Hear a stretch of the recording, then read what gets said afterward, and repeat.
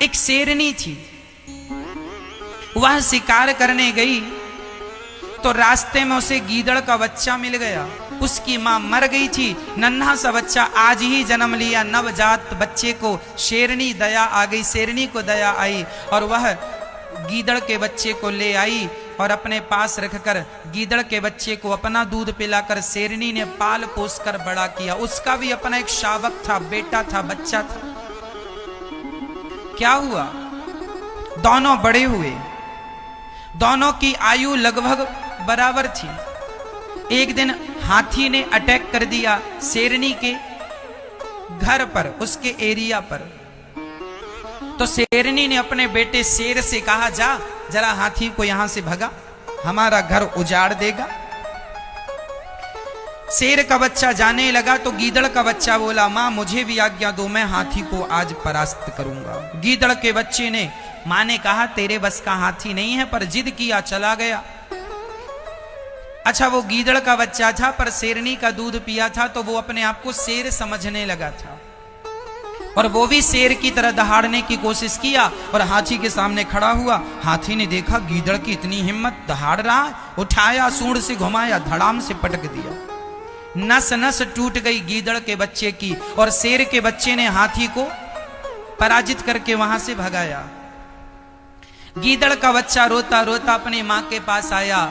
शेर का बच्चा हंस रहा था तो उसके हंसते देख गीदड़ के बच्चे को बुरा लगा। मां मां देखो तो ये हंस रहा है, इसने हाथी को पराजित कर दिया। मां बताओ मैं क्यों नहीं पराजित कर पाया हाथी को? तब शेरनी ने पुचकारते हुए कहा, बेटा तुमने दूध तो मेरा पिया है पर तुम हो गीदड़ के बच्चे और आज तक के इतिहास में हाथी का शिकार गीदड़ ने नहीं किया। हाथी का शिकार जब जब किया है तो केवल शेर ने किया है। जैसे हाथी का शिकार केवल शेर कर सकता है, उसी प्रकार भगवान को केवल मनुष्य पा सकता है और मनुष्य होकर भी भगवान का शिकार नहीं किया, अर्थात भगवान को नहीं पाया, तो मनुष्य का शरीर पाकर भी आपने क्या पाया? भगवान को ना पाया तो सब कुछ पाकर भी क्या पाया? फिर भी आपकी झोली खाली के खाली रह गई। इसलिए कहा करता हूं मेरी मां, मनुष्य का शरीर पाने का अर्थ है ईश्वर को पाना।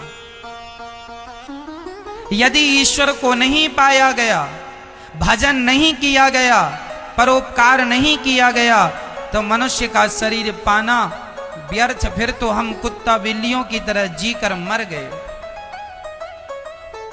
फिर तो सामान्य तुम बच्चे ही 3 काम सब करते हैं, खाना, बच्चे पैदा करना और सोना। ये 3 काम तुमने बच्चे पैदा किए तो कुत्ते ने भी बच्चे पैदा किया। तुम सोए तो सुअर भी सोया, तुम खाए तो बिल्ली और पशु और पक्षी भी खाए।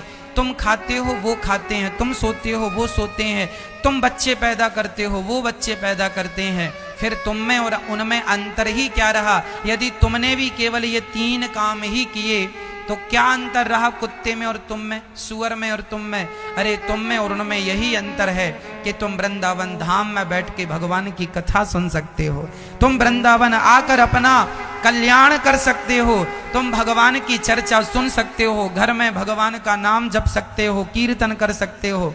और यदि शरीर पाकर ये ना किया तो फिर कुत्ते में और इंसान में, गधे में और इंसान में, सुअर में और इंसान में फिर क्या अंतर है? सब तो समान हो गया ना।